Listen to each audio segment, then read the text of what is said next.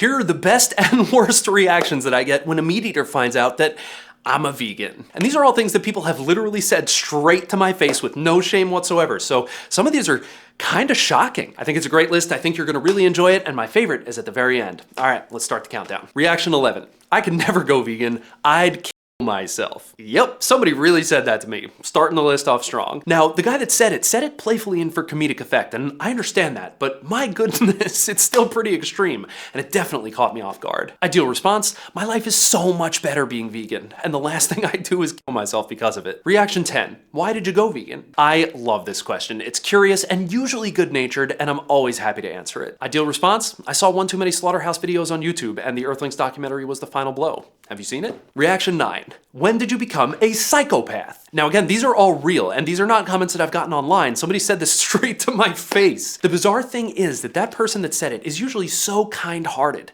Honestly, I think that they just didn't know how to react to me being vegan, so they went for a joke that they thought might get a laugh from others in the room. Now, I'm not mad at this person for it. It was just weirdly out of character for them. Ideal response. Well, it depends. If I know the person well, I'll joke back with something like, oh, you're not the psychopath for wanting sad, tortured little animals for lunch. I'm the psychopath for trying to keep pigs happy outside and in the sunshine where they belong. Makes perfect sense to me. But if I don't know the person well, I'll laugh it off and I'll just say something like, kindness to animals means I'm as crazy as they come, which is obviously sarcastic.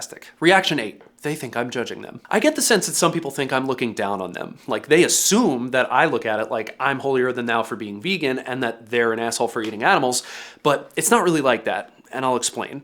I never start out by judging someone, but there are two ways that I eventually do judge someone. Number one, if they're purposely trolling or being an asshole, you get judged. And number two, if they're actually informed about animal suffering, but they still don't care. If they know all of what goes on in slaughterhouses and CAFOs and it still doesn't make one iota of difference for them thinking that that stuff is wrong, then yeah, I admit I do judge a bit. Still, in either case, I try to restrict my judgment and steer the conversation towards understanding. However, if somebody is kind or curious or less informed, then I will not show any judgment at all, and we can chat cordially more about veganism if they want. Ideal response. No judgment from me, I just think it's good to know what animals go through for us. Also, maybe subscribe if you're down to gain a new vegan friend. That's me, I don't bite. I don't bite anything with flesh, so you're safe here. Reaction 7. So you're like super picky, right? Now this was said to me with a subtly snide tone. I didn't like it. It came from a friend, but it felt more like a punch. Like they were annoyed with me because they think that vegans are hard to accommodate and that we're just kind of assholes in general. Now this is largely untrue. I'm very easy to accommodate and I'm not an asshole. It's just plain and simple. I'm just not an asshole, so don't judge me that way. Also, I'm very unpicky because I love me some cultural food. Thai, Chinese, Tibetan, Indian, Greek, Mexican, Italian, Middle Eastern, and the list goes on and on. But most people I know usually default to American, Italian, and sandwiches. Now that's fine, I don't have any problem with that, but it's objectively more narrow in scope than what I normally eat. So, I mean, who's really the picky one here? Ideal response. I'm not picky, I just don't want any dead animals or animal products in my food. Name the restaurant, I'm sure I can find something to order, or I can recommend a place that has options for both of us. I guess you could say I'm picky in the same way that like if you got a soup delivered to your table and there was a dead fly floating around in it, and you wanted to send that soup back and just say like, hey, you know, there's a dead fly in my soup. Can you get me one that doesn't have this in it? That's how it is for me. It's not that I'm picky necessarily, it's just that there's a dead thing in my food. I just don't want that. Reaction 6, but bacon though. Also shows up as, but cheeseburgers though. Actually, I guess you could put them together and make, but bacon cheeseburgers though. How could a vegan possibly rebut that? Now I get it. People say this to be funny, or they say it sincerely, or both kind of put together. But if it's a joke, then it's a trash joke. I've heard it a million times and it lands totally flat. Come up with better material.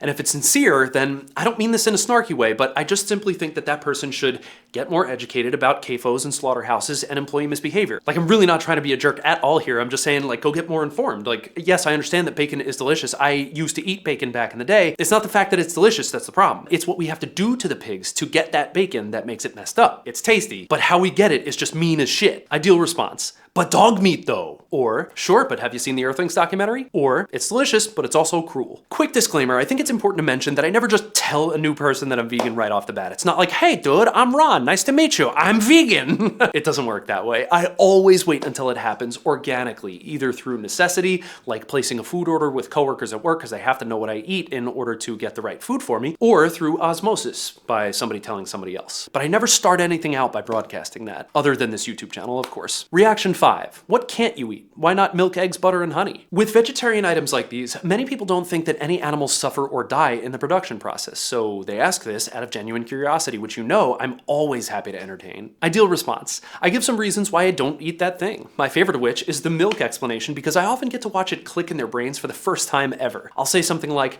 cows are forced to be pregnant constantly. The babies are ripped away from their mothers within hours or days. No parent-baby bonding time happens at all. They mourn each other's loss. The milk often contains blood and pus, etc. But that being pregnant their whole lives thing usually shocks people because they just never thought of it before. They think cows always produce milk. They don't. They have to be pregnant to do that forever. I got to do this with a 70-ish-year-old man from my job recently, where he asked me why I couldn't drink milk. And I was like, well, hey, get ready for this. And he was just kind of like, and he came back to me a couple days later and he was like, I never thought about most of the things that you said the other day, which is awesome because that's what I want people to do. I just want them to simply think about where these things come from. Reaction 4. Where do you get your protein from? I laugh because vegans probably get this reaction more often than any one of the others. It's at least half the time. Ideal response. It's easy. Beans, tofu, nuts, vegetables, and plant-based meat alternatives. For this response specifically, I feel like keeping the reaction light and very simple is a good thing because it shows that this is an afterthought in the vegan's life. This problem has already been solved for a very long time. We don't have to think about protein anymore. It's just as simple as the few things that I mentioned, and let's move on to the next question. The simpler the answer, the more we show that it's a non-issue. Reaction 3. Irritated confrontation from my interlocutor and citing questionable sources. We have yet to get to my favorite reaction so far, but this is up there on the list. I usually enjoy these types of interactions. Now, it's less than 1% of meat eaters that react like this, but those that do aren't looking to debate or to hear me out. They're looking to disagree and be hostile about it. Veganism is a major trigger for them for some reason, and their goal is to attack and make me feel bad and look stupid. Not that it ever works. Now, when somebody does this to me, I try to be civil, even though they're being angry and impudent, defined as being disrespectful and bold, often with a cheeky or sassy attitude. And the main difference between them and I is that they want to fight and I want a conversation. Ideal response. I send up a warning flare on this one, saying something like, are you interested in having a real conversation here? Because if so, I'm happy to talk if you're willing to meet me in an open-minded and respectful place. That last part's very important. It has to be respectful. Now, if they respond positively to that, then cool, let's talk. I'm happy to have this conversation. And if they respond negatively to that, then I tell them to watch the Earthlings documentary, and I will be happy to chat with them once they've done that, but it almost never happens. And I've actually done this before, and the person hasn't watched the Earthlings documentary yet, so guess what? We haven't discussed veganism since then, even though they've really wanted to argue with me, and they've brought it to my attention a number of times that they want to talk about this stuff. And I say, have you watched the documentary? And they say, no. Okay, well, you know the answer then. Rules are rules. Watch Earthlings, and we'll talk. Reaction 2. You're the least vegan-y vegan person that I know. Now, to clarify, people have said this to me in a positive way, in the context of me not being preachy or judgy or prescriptive. Now, I take this as a high compliment because it means that they feel safe enough to ask me questions, which is exactly my goal. If they smell preachiness or judgment or any kind of negativity up front, then they might put a wall up, and that's the end of the veganism conversation, maybe forever with that person. And I don't want that. Now, to avoid that, I play the long game. Be cool up front, establish a friendship first, and then earn their trust. Then later, after we've done plenty of the trust thing, then we can talk more about veganism if they want to bring it up on their own volition with no pressure from me in the meantime. I'm not sitting there asking them to talk about veganism. I'm waiting for them to bring it back to me.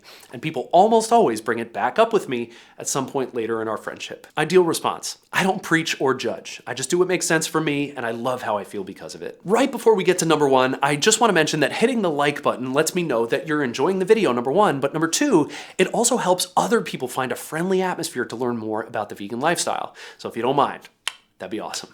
Reaction 1 and my personal favorite? Cool, I respect that. Followed by good faith questions. So this reaction is rare. It's about 1 in 8 cases, but I absolutely love when this happens because it's 100% good faith engagement on both sides. There's no judgment, just respect from both people. I actually got this response upstate New York once from a goateed car racing working man named Fred. And he asked me a bunch of questions over our lunch, and he was super chill the entire time, which at that point in my vegan journey was incredibly encouraging for me. Ideal response. I'll have a low pressure Q&A session with them about whatever they want to know about veganism until they decide that they're done. And if they don't ask any questions, then that's the end of the conversation topic, and it's on to the next. All right, so here's some rapid fire advice for both vegans and meat eaters. Meat eaters first. Here are 4 tips for meat eaters when you find out that somebody is vegan, and I actually just had the idea to call these steak tips. for my meat eating friends. So here are your steak tips. You can use the acronym PART, P-A-R-T. P is for pass. If you find out that somebody's vegan and you're not interested in a conversation about it, that's totally valid. Politely pass on the subject and steer the conversation in a different direction. A is for ask questions. If you are interested in a conversation and the vegan seems cool, then feel free to chat with them about it. R is for respect. When you're learning something new or asking for clarification or even pushing back, just do it all respectfully, and I would ask the same thing of the vegan. And T is for terminate. Not the vegan, but the conversation. You can terminate the conversation when you've had enough. Change the subject or politely ramp down whenever you're ready. And now for the vegans, here are 5 tips for when a meat eater finds out that you're vegan, and how do we convert the steak tips to the vegan version, tofu tips? I don't know, I feel like that sounds a little gross, but let's roll with it anyways. All right, you can use the acronym CHILL for your tofu tips. Never mind. It's too gross and I don't even know why. Forget I said it. These are your tips. All right, the acronym CHILL. C is for consider their intentions. Are they looking for a fight or to make jokes? Or are they really actually looking to learn something? Respond as appropriate in a measured way. H is for hear them out. Don't cut them off or be defensive at all. Just kind of play it cool and let them speak before responding. I know you're passionate. Just give them a second to talk and you can rebut once they're done. I is for inform. Drop some actual knowledge on them, but keep it. L is for lighthearted. Be lighthearted, friendly, and respectful. Don't bludgeon them with a vegan message too early on. That'll scare them off, and it's not gonna save any pigs from gas chambers, and we wanna save those pigs. So give them the truth, but do it with a lightness about you. And the L is for long game. Earn their trust and make a friend, which will make future conversations possible. All right, let me just drive home the most important thing in this video. Meat eaters and vegans alike, let's all remember to show up to the vegan conversation with kindness and respect. Intensity, staunchness, and judgment do not advance progress, but gentle truth and calm conversation can. Now, if you leave here with just one message, please let it be this. Our fleeting meal shouldn't require their lifelong misery. All right, watch this awesome video next, check out the merch link down below, and I will see you next time. And the watch for this video has been the Spinnaker Conch Street SpongeBob Special Edition watch on an FKM rubber band from Blue Shark Straps. This here's my fun watch. And you know what they say, fish are friends, not food.